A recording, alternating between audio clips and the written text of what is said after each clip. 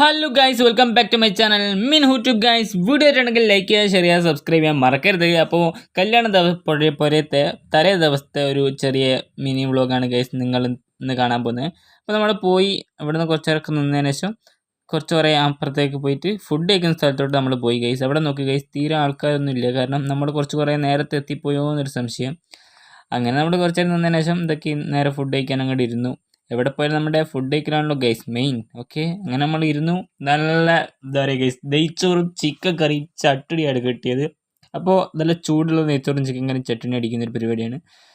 അങ്ങനെ നമ്മൾ എന്തൊക്കെ അത് തിന്നതിന് ശേഷം എന്തൊക്കെ ഗൈസ് കുറച്ചുകൂടി നെയ്ച്ചോറും ചിക്കൻ കറിയും കൂടെ വാങ്ങി. കാരണം അടിപൊളിയായിരുന്നു ഗൈസ്, എനിക്ക് ഭയങ്കര ഇഷ്ടപ്പെട്ടു.